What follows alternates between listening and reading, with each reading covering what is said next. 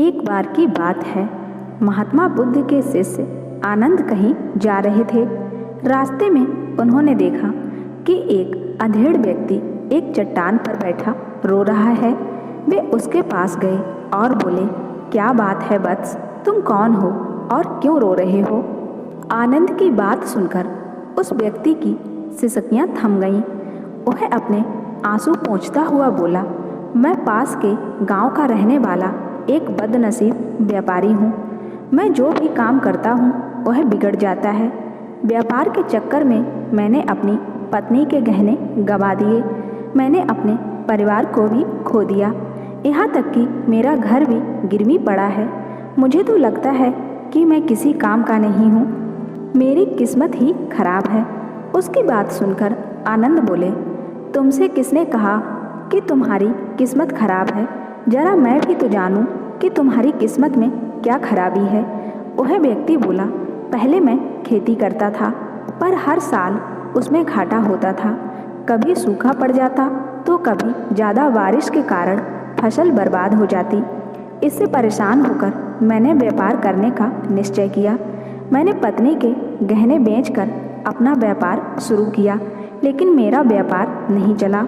शुरू में परिवार वालों ने मेरा साथ दिया, लेकिन जैसे जैसे मुझे नुकसान होने लगा, मेरे परिवार वाले भी मुझसे दूर हो गए। मैं यह सब उनके लिए ही कर रहा था, लेकिन अब वे लोग मुझे देखकर नज़रें फेर लेते हैं और मुझे ही मेरे परिवार की दुर्दशा का जिम्मेदार ठहराते हैं। उस व्यक्ति ने एक लंबी सी सांस ली और फिर बोला, मेरा एक मित्र है, उसने भी मेरे साथ अपना व्यापार शुरू किया था। उसका व्यापार अच्छा चल रहा है। जब भी मेरे घर आता है तो अपनी सफलता की कहानियाँ सुनाता है। उसकी बातें सुनकर मेरे घर वाले भी कहते हैं कि उसे देख और कुछ सीख। हमें तो लगता है कि तेरे बस का कुछ भी नहीं है। उन लोगों की बातें सुन सुनकर अब तो मुझे भी लगने लगा है कि शायद मेरे बस का कुछ भी नहीं है। अब तो मुझे अपना जीवन ही व्यर्थ लगने लगा है।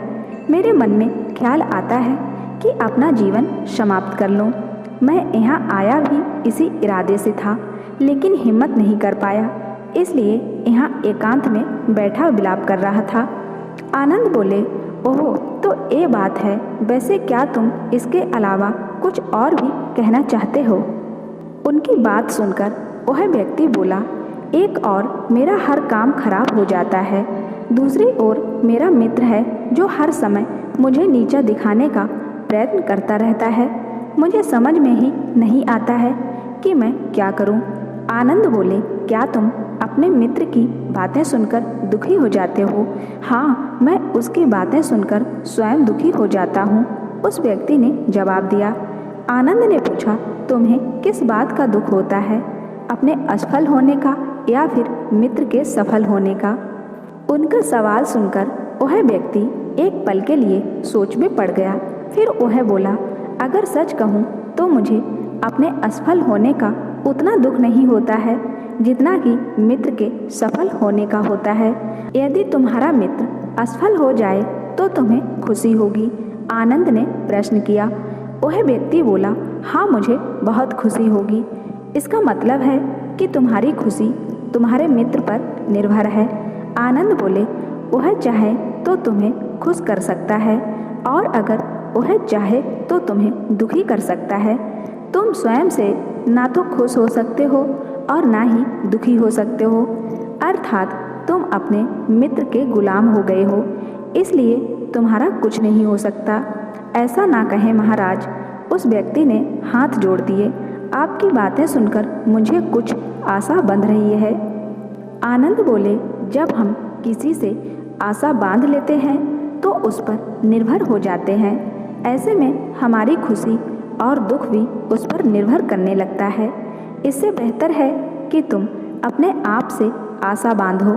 जब तुम ऐसा करोगे, साथ ही पूरे जतन से काम करोगे, तो तुम्हें सफलता अवश्य प्राप्त होगी। कहते हुए आनंद ने एक पल के लिए उस व्यक्ति की ओर देखा, फिर अपनी बात आगे बढ़ाई। तुम्हें लगता है कि तुम्हारा मित्र तुम्हें दुखी करने आता है, पर अगर विचार करो तो वह बातें तो सच्ची ही कहता है। वह अपने संघर्ष और अनुभव की बातें बताता है। तुम उन बातों से बहुत कुछ सीख सकते हो। तुम्हें इसके लिए उसका धन्यवाद करना चाहिए कि तुम्हें घर बैठे कुछ अनुभव मिल रहे हैं। तुम उन अनुभवों का लाभ उठाओ, नई शुरुआत करो, कर्म करते जाओ, हार मत मानो। एक दिन तुम्हें सफलता अवश्य मिलेगी। आज तुम जिसे अपना बुरा वक्त या बुरी किस्मत कह रहे हो, एक दिन यह बदल जाएगी। इसी के साथ तुम्हारे विचार भी बदल जाएंगे। और देखना, जब तुम्हारा अच्छा वक्त शुरू होगा तब तुम्हारा मित्र भी तुम्हें अपनी सफलताओं की कहानियाँ नहीं सुनाएगा। तब वह अपनी असफलताओं की बातें बताएगा ताकि तुम उसकी बातें सुनकर भ्रमित हो जाओ, तुम्हारा आत्मविश्वास हिल जाए और तुम गलत निर्णय ले सको। लेकिन उस समय भी तुम्हें अपनी बुद्धि का प्रयोग करना होगा। तुम्हारा मित्र जैसे आज तुम्हें दुखी करने आता है, उसी तरह उस समय भी वह तुम्हें दुखी करने आएगा, क्योंकि जिस तरह उसे दुखी देकर तुम्हें मज़ा आता है, उसी तरह उसे भी तुम्हें दुखी देखने में उतना ही मज़ा आता है। वह व्यक्ति बोला, आपने सही कहा, लेकिन मेरा सबसे बड़ा दुख यह है कि मेरे परिवार के लोग भी इसमें शामिल हैं। वास्तव में मैं तो अपने परिवार के लिए अच्छा करना चाहता था, लेकिन वे लोग भी मेरी बात नहीं समझते हैं। वे भी मुझे गलत कहते हैं और अब तो मेरे साथ भी नहीं हैं। आनंद बोले, मैं समझ गया, तुम सांत्वना चाहते हो। वास्तव में इस दुनिया में सभी लोग सांत्वना ही चाहते हैं। अब हम चाहते हैं कि हम जब भी कुछ करें तो लोग हमारी प्रशंसा करें, लेकिन आम तौर से ऐसा नहीं होता है। इसलिए हम दुखी हो जाते हैं। हमें लगता है कि हमारे मित्र, परिवार वाले सब मतलबी हैं। लेकिन अगर तुम किसी को अपना परिवार मानते हो और उसके लिए कुछ भी करना चाहते हो, तो तुम्हें ऐसा क्यों लगता है कि तुम दूसरों के लिए कुछ कर रहे हो? वास्तव में तुम अपनी खुशी के लिए कर रहे हो। इसलिए परिवार के लिए कुछ करना वास्तव में अपने लिए ही करना होता है। लेकिन अगर ऐसा करते समय तुम्हें लगता है कि तुम दूसरों के लिए कर रहे हो, तो तुम दुखी रहोगे। और अगर तुम्हें लगता है कि तुम अपने लिए कर रहे हो, तो तुम खुश रहोगे, क्योंकि जब तुम अपने लिए कुछ अच्छा करते हो या करना चाहते हो, तब तुम्हें सांत्वना की जरूरत नहीं पड़ती है। आनंद की बातें सुनकर उस व्यक्ति के चेहरे के भाव बदल गए। वह बोला, आप सही कह रहे हैं, मैं समझ गया हूँ। अब तक मेरी किस्मत खराब इसलिए थी क्योंकि वह दूसरों के हाथ में थी। अब मैं अपनी किस्मत को अपने हाथ में रखूँगा। मैं फिर से प्रयत्न करूँगा, पूरे मन से काम करूँगा और जब तक सफलता नहीं मिल जाती चैन से नहीं बैठूँगा। उस व्यक्ति की बातें सुनकर आनंद मुस्कुराए और उसे एक छोटी सी डिबिया देते हुए बोले, इस डिबिया को हमेशा अपने पास रखना। इसमें एक ऐसा राज है जो तुम्हें बड़े से बड़े दुख से भी बाहर निकाल देगा। लेकिन इसे तभी खोलना जब तुम्हारे जीवन में कोई रास्ता ना दिखाई दे और तुम्हें लगे कि सब व्यर्थ है, यह दुनिया व्यर्थ है और यहाँ रहना भी व्यर्थ है। उस व्यक्ति ने आनंद को धन्यवाद दिया और डिबिया को लेकर चला गया। उसने नए उत्साह के साथ फिर से अपना व्यापार आरंभ किया। उसका व्यापार चल निकला। अपनी मेहनत और लगन के बल पर वह एक बड़ा व्यापारी बन गया। परिवार वाले भी उसके साथ आ गए और उसका जीवन हंसी खुशी बीतने लगा। अब वह भूतकाल का रोना छोड़ चुका था। वह भविष्य काल की भी चिंता नहीं करता था, बस अपने वर्तमान को संवारने में लगा रहता था। और जो कुछ भी वह करता था वह अपने लिए करता था, अपनों के लिए करता था, इसलिए वह प्रसन्न था। उसके जीवन में अब कोई दुख नहीं था। लेकिन वक्त हमेशा एक जैसा नहीं रहता है, वह बदलता रहता है। उसके जीवन में भी बदलाव आया।